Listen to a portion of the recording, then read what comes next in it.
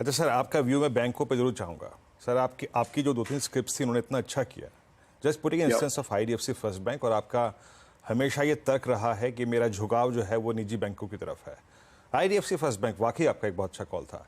यहाँ पे अब प्रॉफिट्स को आप लोग कैश में कन्वर्ट कर रहे हैं, आपको लग रहा है कि ये वैल्यूएशंस थोड़े से अब जो इनके एक रीजनेबल पैरामीटर्स हैं उनसे ऊपर हैं, ओवरबॉट हैं।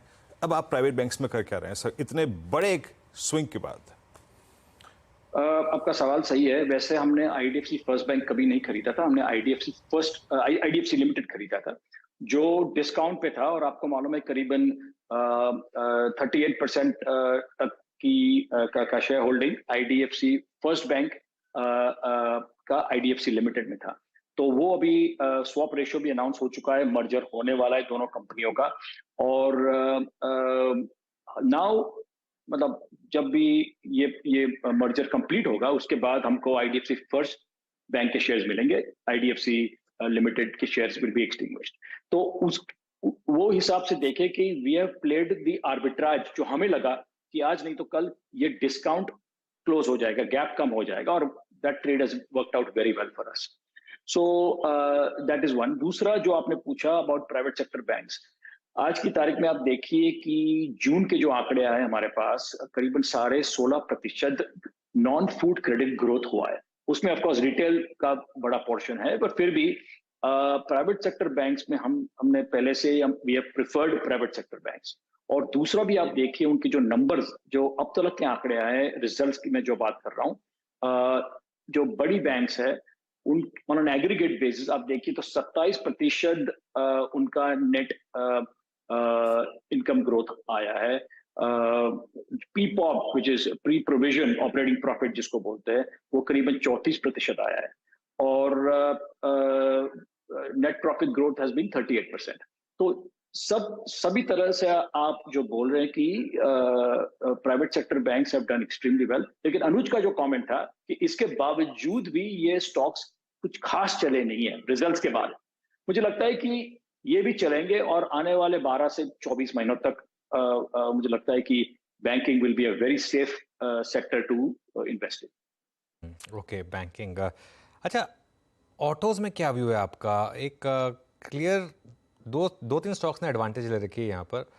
अशोक लेलैंड सीवी स्पेस में, एस्कॉर्ट्स या कुबोटा ट्रैक्टर स्पेस में, महिंद्रा एंड महिंद्रा आपकी एसयूवी स्पेस में, और टीवीएस या मोटर टू व्हीलर्स में, बाइक्स में।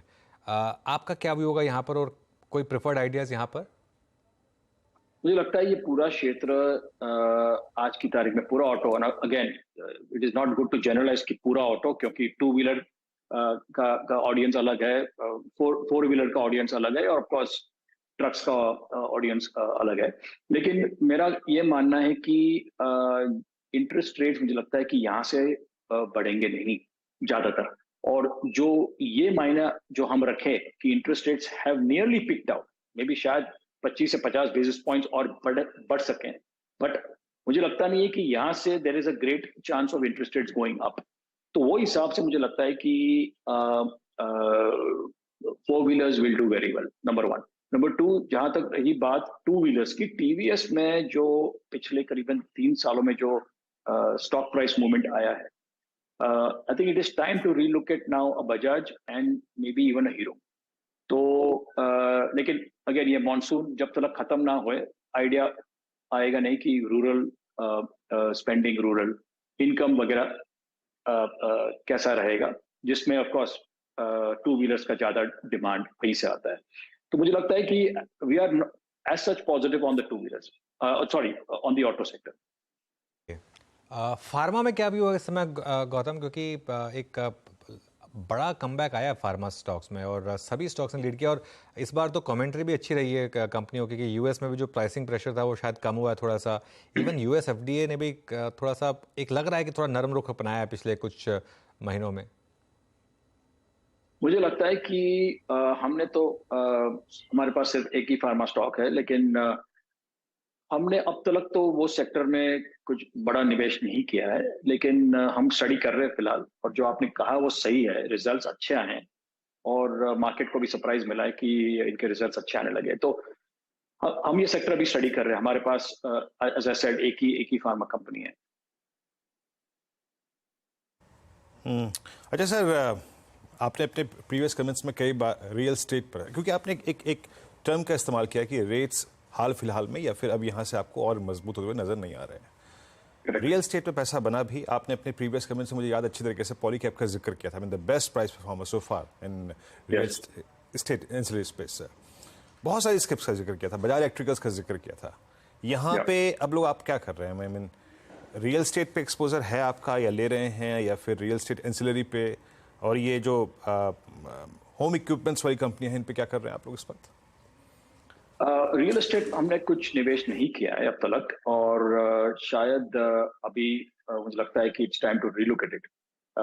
कुछ कुछ कंपनीज के जो रिजल्ट आए वो इतने खास नहीं रहे, जो पिछले क्वार्टर की बात कर रहा हूँ। लेकिन ये स्पेस इज एक्साइटिंग, क्योंकि जो लोगों ने मुझे जहां तक हमें लगता है कि जो जिन लोगों ने स्टॉक मार्केट में जो नफा किया है वो जरूर रियल एस्टेट में जाएगा, आज नहीं तो कल। तो मुझे लगता है कि रियल एस्टेट का जो करीबन 8 साल से जो डाउनवर्ड ट्रेंड था, वो अभी सेक्टर पूरा 180 डिग्री टर्न हो रहा है।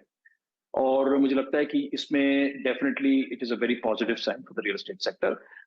आप रियल एस्टेट खरीद सकते हो डायरेक्टली कंपनीज को, या the other way to look at it is buying cement. करीबन 60-65% सीमेंट का कंजम्पशन रियल एस्टेट सेक्टर में जाता है। तो उसकी वजह से मुझे लगता है कि आप सीमेंट को भी देखें तो बेहतर रहेगा।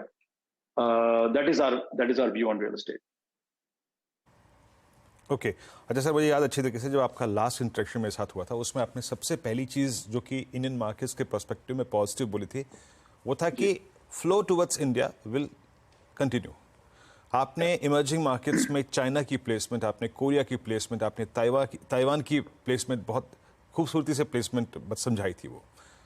अभी जो ये फिच का इंसिडेंट हुआ, या फिर यूएस में रेट हाइक की क्रम में पॉज ना होना, सितंबर में एक और हाइक होने की पॉसिबिलिटीज, आपके उस व्यू में कोई चेंज आया है? आपने कहा था कि अभी तो हमें चौथे पायदान पे इमर्जिंग मार्केट्स में या फिर एशिया में अभी तक पैसा मिला है, अभी और मिलेगा। क्या उस व्यू में कोई चेंज आया है आपके? नहीं, व्यू में कोई चेंज नहीं आया, और हम काफी एफआईआई इन्वेस्टर्स से नॉर्मली बातचीत करते रहते हैं, और उनके हिसाब से भी अभी भी कोई फर्क नहीं पड़ा है। मुझे लगता है कि पैसा जिस तरह से इंडिया में आ रहा है वो लगातार रहेगा, उसमें there is no change. Gautam ji, बहुत बहुत शुक्रिया आज हमारे साथ जुड़ने के लिए और बात करने के लिए। Thank you.